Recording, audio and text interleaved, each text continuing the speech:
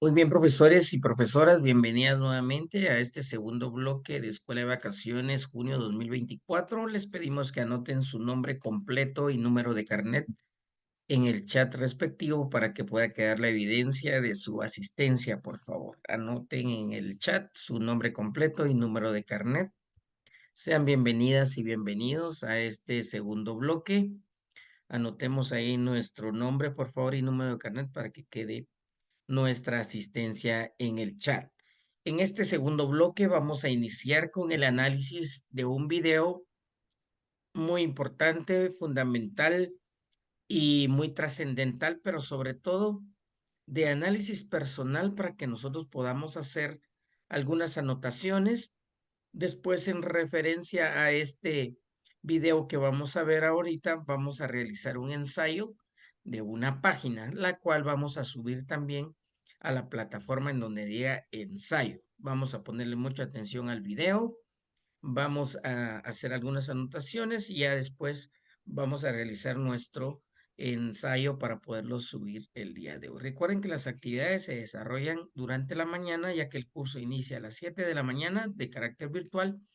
Nuestras sesiones a las 8 a 8:40 y de 9 a 9:40, y de ahí nos seguimos pues realizando actividades en la plataforma según asigne el profesor. Entonces vamos a ponerle mucha atención al video, por favor.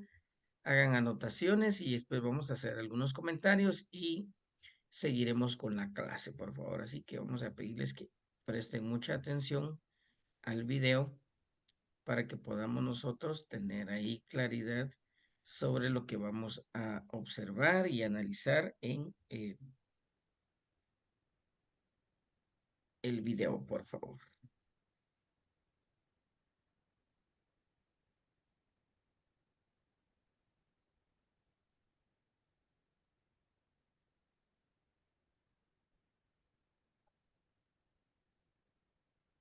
Me dicen si se logra ver, por favor, en su pantalla. Correcto. Buen día, sí, licenciado, se logra ver. Ok, lo voy a poner entonces para que podamos ya.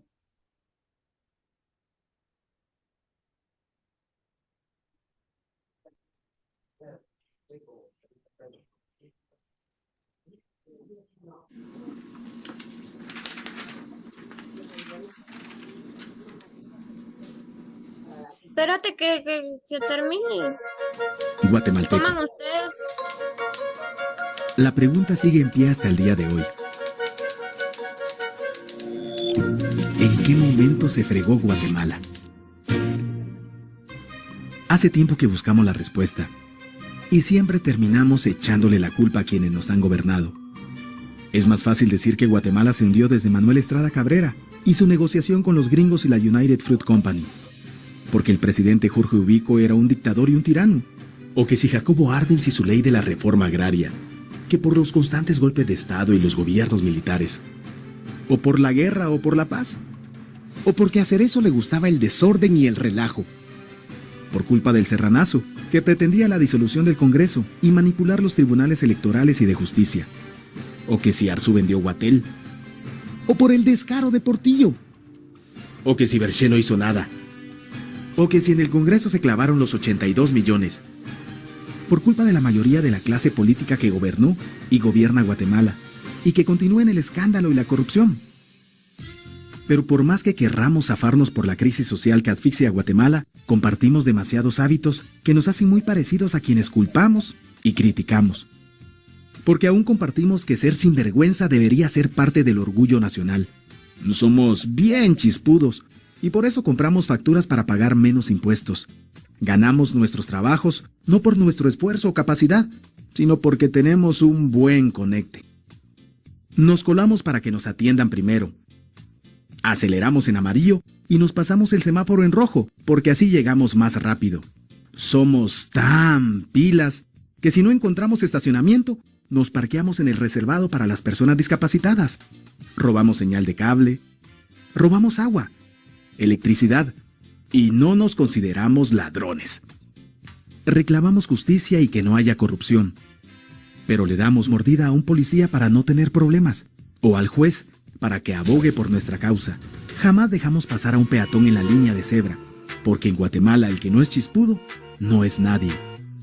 Pero ¿por qué si somos tan chispudos le bocinamos a un semáforo en rojo? Como que el semáforo fuera a entender nuestra desesperación. ¿Por qué tiramos basura en la calle? Como que si la ciudad perteneciera a cualquiera menos a nosotros. ¿Por qué nos quedamos callados y no protestamos cuando los choferes cometen imprudencias? Y hasta nos hacemos cómplices de ellas. ¿Por qué estamos tan interesados en los chismes que salen en el peladero, en vez de preocuparnos por conocer algo de nuestra historia, de nuestra economía, nuestra literatura, o al menos saber cuáles son nuestros derechos más elementales? ¿Por qué sentimos que se nos hace un favor cuando un burócrata nos atiende? ¿Por qué cuando alguien hace algo bien decimos que parece que fuera de otro país? Como si eso fuera mejor. ¿Por qué no nos sentimos orgullosos de nuestra diversidad cultural? ¿Y por qué si somos tan chispudos seguimos alimentando este círculo vicioso que no nos deja avanzar como sociedad y país? Es cierto que nuestros niveles educativos dan pena, y si queremos llegar a ser un país con posibilidades de desarrollo, se tiene que invertir en escuelas y capacitar a los maestros. Pero ¿de qué nos servirá una buena educación fuera de casa, cuando ni siquiera nos hacemos responsables de nuestros propios hijos? Cuando dentro de nuestras casas los educamos dándoles el peor ejemplo. Es cierto que se necesitan medidas urgentes para frenar la ola de violencia y delincuencia que azota al país. Pero ¿de qué nos servirá pacificar las calles, cuando en nuestros hogares la violencia física y psicológica parece haberse institucionalizado? Es cierto que se necesita mejorar nuestro sistema judicial, pero ¿de qué servirá lograrlo cuando la mayoría de nosotros sigue avalando la ley del más fuerte, del más rico, del más vivo? Es cierto que para reducir los conflictos sociales se requiere del diálogo, pero ¿de qué nos servirá ese diálogo si seguimos pensando que dialogar es imponer nuestras ideas y no escuchar al que piensa diferente que nosotros? Es cierto que necesitamos que todos tengamos las mismas oportunidades, pero ¿de qué nos servirán proyectos y programas de igualdad y justicia si hasta el día de hoy añoramos ser quienes no somos y nos avergonzamos de nuestras mismas diferencias? O lo que es peor, nos sentimos superiores por estas diferencias. Es cierto, es mucho más fácil echarle la culpa de absolutamente todo a nuestros gobernantes, pero la realidad es que Guatemala se hunde en exacta proporción a esa viveza que alimentamos todos día tras día, a esa horrenda y famosa comparación que se nos hace con la cultura chapina de la olla de cangrejos. Si somos nosotros la materia prima con la que se hace este país, y si no corregimos nuestros hábitos, nuestras costumbres, si nuestra materia prima sigue adulterada, cualquier producto que hagamos saldrá también adulterado. Y por más logros que obtengamos en nuestra economía, en nuestros deportes, en las artes, en nuestra cocina, por más orgullosos que nos sintamos de nuestros representantes, de nuestra historia, de nuestras maravillas o de nuestra creatividad, si no cambiamos estos hábitos, seguiremos preguntándonos en qué momento se fregó Guatemala. Yo ya estoy harto de esa pregunta. Estoy harto de ver cómo un país con tantas posibilidades y oportunidades, con tantas riquezas naturales y con tanta historia, tenga que seguir viviendo en el subdesarrollo, solo porque no nos creemos capaces de vivir de otra manera. Estoy harto de que nuestras desgracias continúen siendo un buen negocio. Harto de que hablar mal de nosotros mismos se haya convertido en una rutina diaria. Harto de que la unión hace la fuerza sea solo una frasecita trillada que no podamos aplicarla a nuestra vida. Aunque te cueste creerlo, todos dependemos de todos, pero depende de que vos y yo empecemos a trabajar en ello de una vez por todas, porque la transformación de nuestro país hacia una nación desarrollada ya no está solo del lado de los políticos o de los poderosos, tampoco de los milagros. La transformación de Guatemala está en la capacidad que tengamos de hacernos responsables de nuestros actos y de rebelarnos en contra de nuestra viveza. La transformación de Guatemala está en ti y en mí, en todos. Está en nuestras instituciones y en la posibilidad de trabajar unidos con un compromiso verdadero. ¿Qué pasaría si cambiamos la pregunta? Si ahora yo dijera, ¿en qué momento se arregló Guatemala? Aunque te parezca una pregunta ilógica, tenemos que creer en ella. La respuesta está en nuestras manos. Todos dependemos de todos.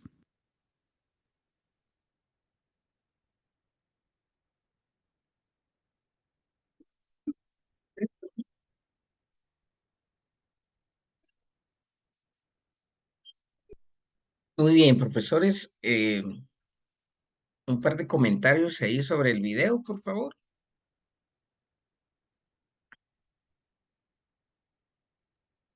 Toda la razón, definitivamente toda la razón. Y algo que llama mucho la atención es de que siempre tachamos a los gobiernos, pero no actuamos, ¿verdad? Claro, muy bien, profe, muchas gracias. A ver, profesoras.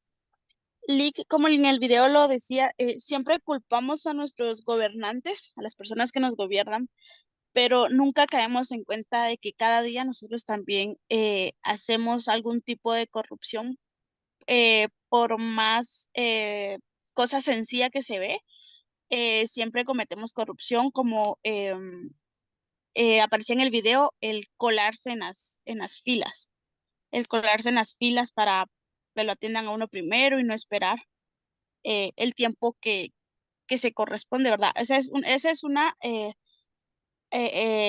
actividad sencilla, pero más sin embargo es una corrupción y es parte de lo que nos lleva a fracasar de cierta manera, tanto personalmente como en toda la sociedad. Muchas gracias, profesora. A ver, profesora Dania. Pues Lick, la verdad es que el video es sumamente explícito y creo que como sociedad siempre estamos en constante competencia, ¿verdad? O sea, si él tiene una cosa, yo necesito otra cosa mejor. Y creo que no está mal, pero tendría que ser una competencia como sana, porque son pequeñas acciones que lo hacen a uno corrupto o caer en el mismo juego social, ¿verdad? Porque todo es constante y cambiante. Y yo necesito y quiero estar en ese cambio, cosa que a veces no puede ser así. Exacto, muchas gracias. Algo bien importante, profesores, que tenemos que tomar en cuenta. El hacer la diferencia está en uno. El hacer lo correcto está en uno, porque siempre decimos nadie me va a ver. eh, yo puedo actuar sin que alguien se dé cuenta, pero la conciencia, ¿ve? Aquí es donde entra la parte esencial y mental y esa conciencia humana que me va a dictar si estoy actuando bien o no estoy actuando bien, ¿verdad? Yo siempre les pongo este ejemplo a los estudiantes. Hagamos lo correcto porque dice un letrero, leen en un letrero, no tirar basura y tiramos. No comer aquí y comemos. No mascotas y ahí estamos peleando por nuestras mascotas porque les dejen pasar. Hasta para el uso del sanitario. No orinar aquí, todo el mundo se va a orinar, principalmente los hombres porque las chicas, las mujeres todavía son muy pulcras en esa situación y tienen esa situación de ser muy eh, cuidadosas de esa parte. Pero en el caso de los hombres, no les importa. Donde sea, se para en el carro y orina donde sea. En algunos sanitarios o en algunos mijitorios en parques hay un letrero bien bonito y me encanta mucho y siempre les digo, ¿verdad? Lean ese letrero así bien bonito y se lee así literalmente. Orine feliz, orine contento, pero por favor orine adentro. Pero todavía en ese caracolito la gente ni siquiera entra, los hombres, y orina, sino que orinan afuera. O sea, no tenemos ni el hecho de seguir las instrucciones y entremos y orinemos. No, orinamos ahí fuera de donde corresponde, ¿verdad? Entonces, hay muchas cosas que debemos cambiar porque es cultura. Es que siempre lo hemos hecho. No, es tiempo de cambiar y en nosotros los maestros está marcar la diferencia. Principalmente ustedes que van a ser del nivel medio, algunos que ya trabajan desde el nivel primario, preprimario, impulsar a los chiquitos para cuando lleguen a básico, diver, tengan una mentalidad abierta, una mentalidad de grandeza y soñar con cosas. Y nosotros mejorar y cambiar esa estructura de seguir haciendo lo que siempre hacemos. Espero que les haya gustado, se los voy a compartir ahí también el enlace, si no, eh, si quieren volverlo a ver para hacer su ensayo, pues les voy a compartir el enlace para que lo vean. ¿En qué momento se fregó Guatemala? Algo bien importante. hacían la referencia sobre el balde de los cangrejos, ¿va? Y los comparaban con los cangrejos chinos y los cangrejos guatemaltecos. El cangrejo guatemalteco, cuando ve que uno va para arriba, lo atrapan de las patas, las tenazas y lo jalan y lo regresan y lo regresan. ¿Cómo comparamos eso con la población guatemalteca? Que no deja que otros se superen, que otros salgan de esa olla, de ese balde y se superen y puedan mejorar. Lo criticamos. Si vemos que otro compra una bicicleta, sí, pero esa no es buena marca. Creo que las llantas no son muy buenas. El color no mucho. Compré mi carro usado. Pero esos repuestos son muy caros. Esas llantas son caras. El servicio es caro. En vez de decirle felicidades, qué bueno que está saliendo adelante. Siempre buscamos una cosa con tal de eh, nosotros no quedarnos atrás. Los guatemaltecos tenemos esa tendencia de ser muy envidiosos, que no dejemos que otros. ¿Qué pasa cuando llegamos a un trabajo por primera vez? ¿Cómo nos ven los demás compañeros? A ver, ¿alguien quiere compartirnos su experiencia? ¿Cómo nos ven los otros compañeros cuando uno llega por primera vez a un trabajo? A mí me pasó algo curioso. Eh, en un momento, en primaria, yo trabajaba y ejecuto la guitarra en un momento de la vida y empezamos a cantar, a hacer algo diferente. Y recuerdo que esta compañera maestra decía, a la voz, qué ridículo sos, decía. Entonces me quedé yo como que no es ser ridículo, sino que es hacer el cambio, una pequeña pauta, ya modifica todo el entorno de los patojos, ¿verdad? Claro. Entonces me decía como esa parte, ¿va? Ridículo. Me la tomé de chiste porque al final pues era yo, no era ella, ¿verdad? Ujú, claro. Y eso es algo que usualmente pasa. Al nuevo lo ven como la amenaza, al nuevo lo ven como el ridículo, al nuevo lo ven como que esperemos que pase un mes y a ver si así sigue. Los comentarios tan celosos porque ellos no están haciendo la diferencia y nosotros llegamos, pero eso sí, nos corresponde a nosotros mantenernos en esa línea, seguir haciendo lo mismo y mejorar, porque no es solo para que me vean en los primeros 2 meses y me confirmen la contratación, hay que mantener haciendo esos cambios. Profesora Dania. Bueno, a mí me pasa, bueno, me pasó licenciado en 2 ocasiones. Trabajaba pues para una municipalidad y mi jefa era mujer. La diferencia era que ella era de complexión gordita y yo no tanto. Entonces existió siempre ese roce, ¿verdad? Y siempre que había una reunión ella me lo hacía notar, que es que yo era así, que era así, pero para mí era algo irrelevante. Hasta que al final su justificación de despido fue tonto porque ella lo hizo ver así, ¿verdad? O sea, que ella no se sentía cómoda ante mi presencia y que por esa razón era mi despido. Entonces, pues para mí fue ilógico y hasta cierto punto un poco estúpido porque, o sea, no todas las personas somos iguales. Y ahí hizo notorio también como la rivalidad que ella sentía hacia mí, cosa que no tendría que haber existido. Claro, y siempre van a buscar excusas de todo tipo, ¿verdad? Aunque sean irrelevantes. Muchos se comparan con uno, quieren ser como uno, pero cada uno tiene su esencia, ¿sí? Uno debe de recordarse quién es, hacia dónde va, qué quiere ser, qué quiere hacer, cómo lo va a lograr hacer. Y aquí debemos poner en práctica los pilares fundamentales de la educación, ¿verdad?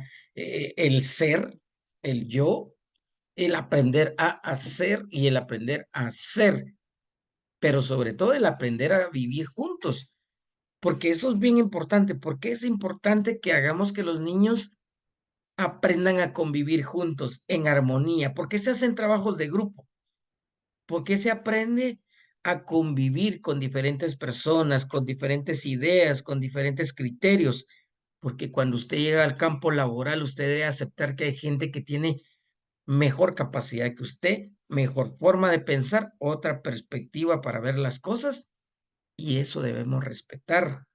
Pero cuando no hemos aprendido a convivir, a relacionarnos, a compartir y a aprender a vivir juntos, tenemos ese tipo de problema, porque los maestros no ponemos en práctica ese pilar fundamental que es el aprender a vivir juntos. el aprender que hay diferentes criterios.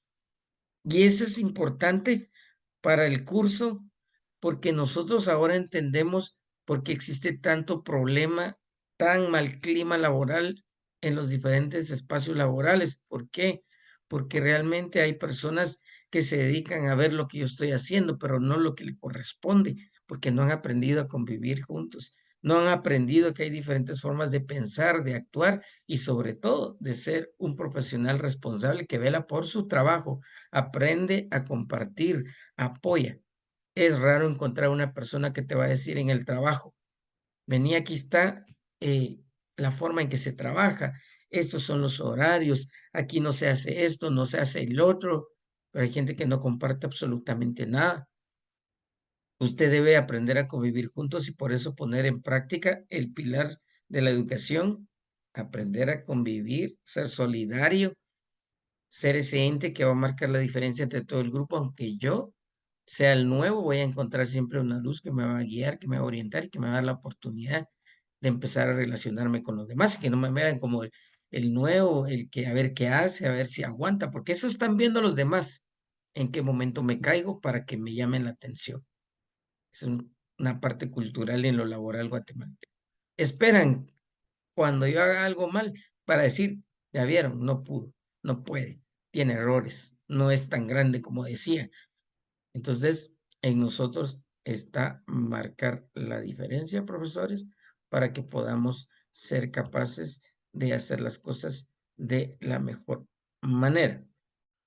Bien, estamos acá en el curso. ¿Alguien más para terminar lo del video que quiera terminar con otro comentario?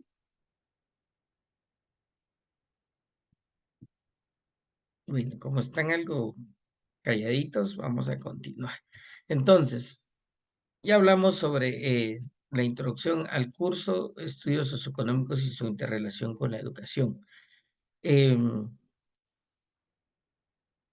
La vida económica de la colonia, ¿verdad? Desde análisis muy profundos, cómo se desarrollaba todo este proceso, ¿verdad? Económico y cómo venimos arrastrando desde esos tiempos hasta lo actual, durante los siglos 15 al 17, el comercio exterior del Reino de Guatemala fue muy regular, pero se canalizó hacia España, México, Perú, Filipinas, y siempre los altos, los poderosos, moviendo todo el sistema económico desde los inicios de nuestra colonización, la independencia, la vía independiente hasta nuestros días, cómo se han desarrollado todos estos procesos. El Reino de Guatemala, cómo desarrollaba las situaciones económicas, cómo teníamos nosotros pues los puertos donde desembocaban todas las mercaderías que venían, cómo se desarrollaba todo este proceso, ¿verdad? Es importante que nosotros recordemos todo esto porque eh, había un sistema económico que siempre los poderosos manejaban, ¿verdad? ¿Quiénes eran los menos afortunados? Pues de plano, ¿verdad? Los más pobres, los hijos de los esclavos y toda la gente que tenía toda esa parte en que siempre le han dado una miseria a la gente, ¿verdad? Los que no logran siempre salir adelante son todos los que pueden nada más ver pasar el dinero. La gente que tiene esa parte solo de estar deseando, ¿verdad? Estar moviendo lo que no puede tener. Y es difícil, ¿verdad? Yo no sé cómo se siente usted, por ejemplo, en los centros educativos. ¿Cómo se siente usted en los centros educativos que ve que hay una cantidad de estudiantes o en cualquier ámbito laboral que hay buena producción, que hay buenos ingresos, pero no lo compensa usted en su salario? Puede estar en un colegio que tenga 1000 niños, pero usted tiene el salario mínimo, no compensa todo lo que hace para la cantidad que tiene. O sea, esa economía no mueve su trabajo. Lo que usted percibe, lo que usted recibe, no le va a ayudar a salir adelante en sus proyectos. ¿Qué tiene que hacer el maestro? Va de colegio en colegio. Y desde ese movimiento de economía, desde los inicios de la vida independiente, cómo nosotros nos hemos venido desarrollando. ¿Quiénes son los más afortunados siempre? Los altos mandos, los poderosos, los que tienen el control de todo. ¿Usted ve algún político que tiene un salario mínimo como usted, como nosotros? Es raro encontrar una persona que tenga un salario mínimo. Pero al contrario, los salarios son altísimos. A través de nuestros impuestos perciben ellos su salario. Pero debemos hacer un análisis. Si hacemos un análisis extensivo de cómo el sistema educativo en Guatemala se ha desarrollado, es necesario poder hacer énfasis en el inicio del sistema educativo en nuestro país. O sea, cómo iniciaron los procesos educativos en Guatemala.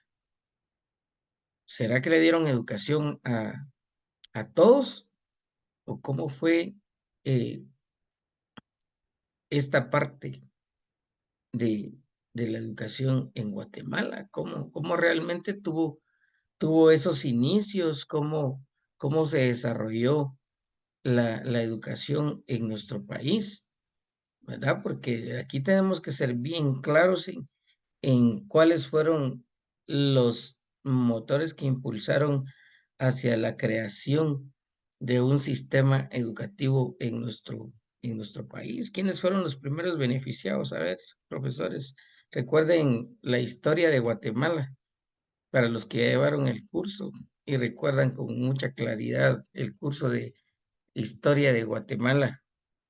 A ver, Mario. Si no mal recuerdo, todos siempre desde el tiempo de la colonia, quienes tenían el privilegio de la educación eran primero los hijos de españoles. Seguidamente, considero que venían ya los famosos criollos, que también tenían derecho, y seguían los mestizos, ¿verdad?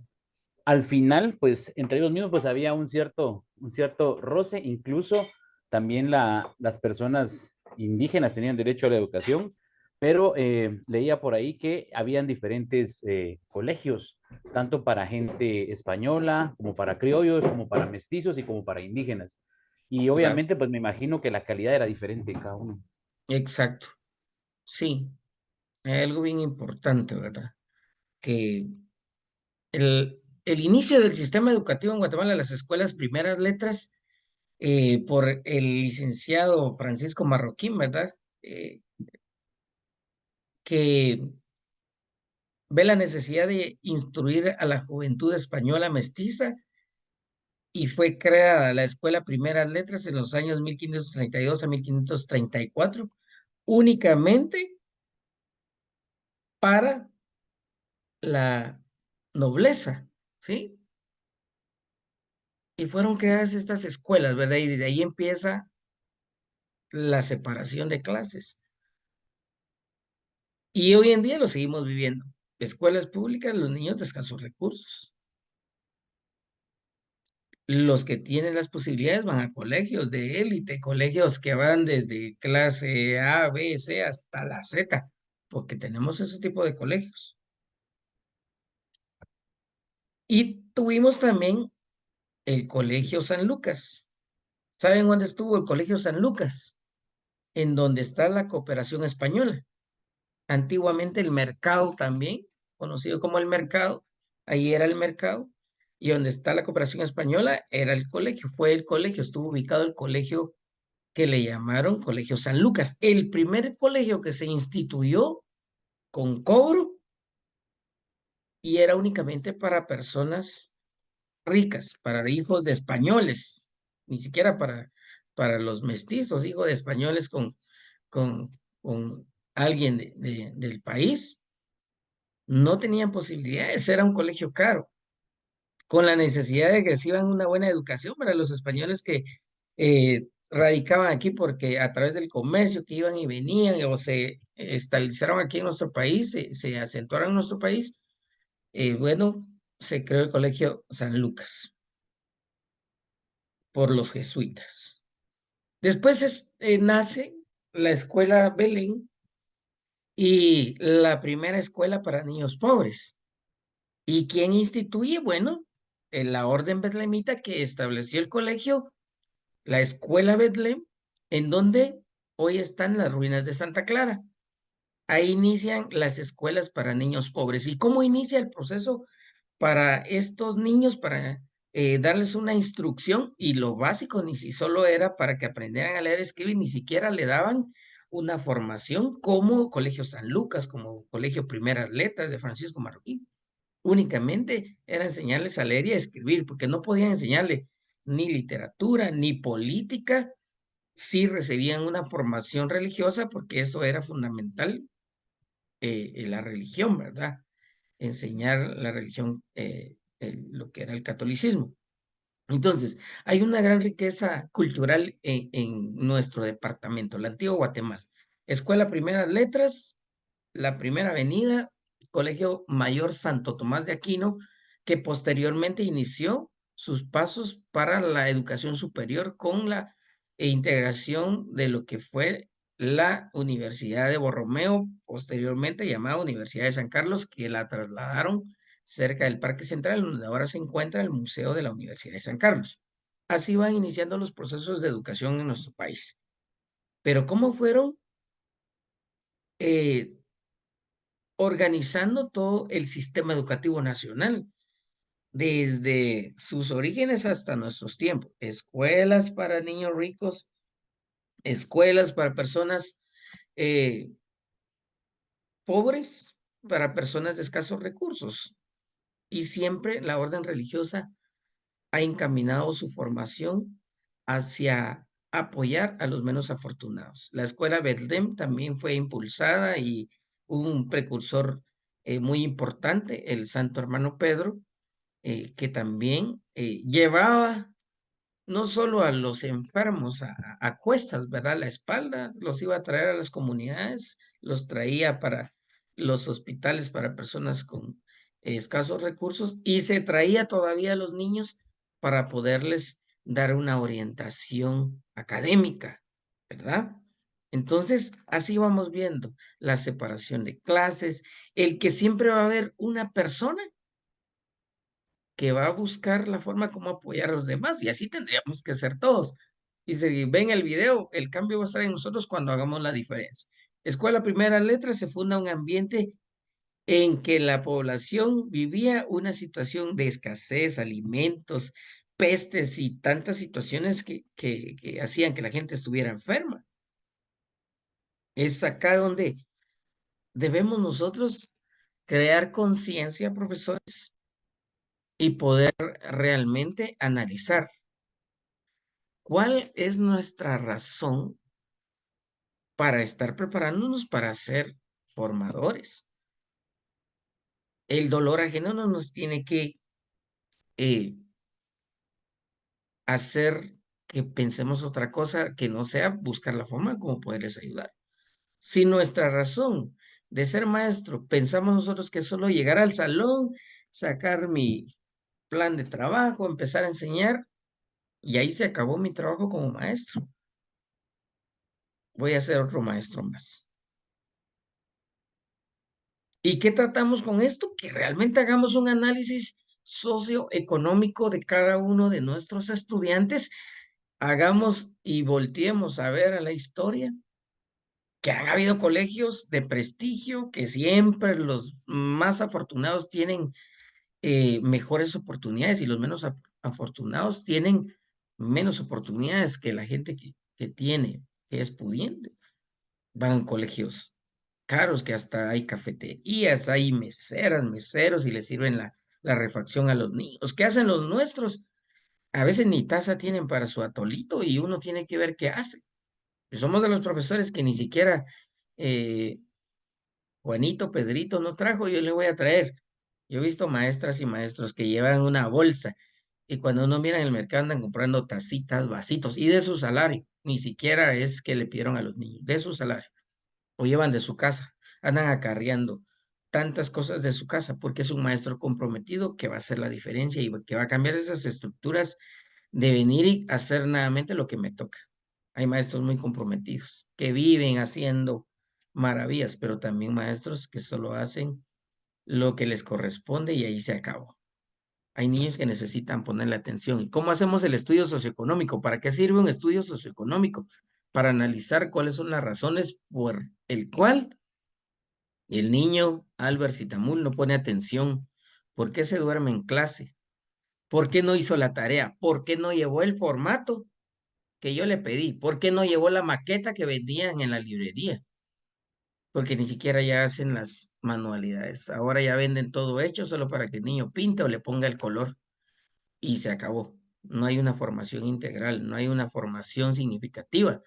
Simplemente pedimos por pedir las cosas, pero no tenemos la capacidad de buscar soluciones, hacer un estudio socioeconómico y por eso es importante. Echemos un vistazo a la historia.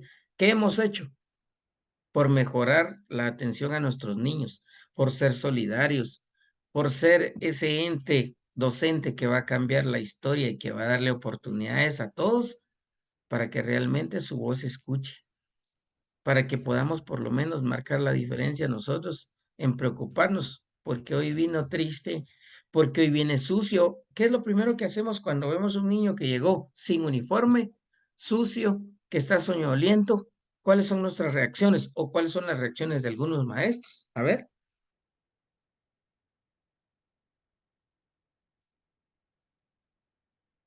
¿Qué piensan ustedes? Antes que se acabe el tiempo, porque nos quedan como 30 segundos y con eso terminaríamos. A ver, Delmi, vi que quería prender su micrófono. Buenos días, licenciado. Sí, por respecto a lo que mencionó sobre los uniformes, lo que seguramente hacen los docentes es llamarle la atención, regañarles y no preguntar por qué no tienen. Quizás hay una situación que está fuera del alcance de ellos, pero no lo hacemos, no les Claro, preguntamos. Y es algo que sí se debería de hacer. claro. El preocuparnos por qué no llevan las cosas, por qué no hacen las cosas, es nuestro trabajo y es lo primero que debemos de hacer. No estar, no vino con el uniforme, tiene cero, tiene esto, tiene el otro y el niño, en vez de los problemas que tiene y mejor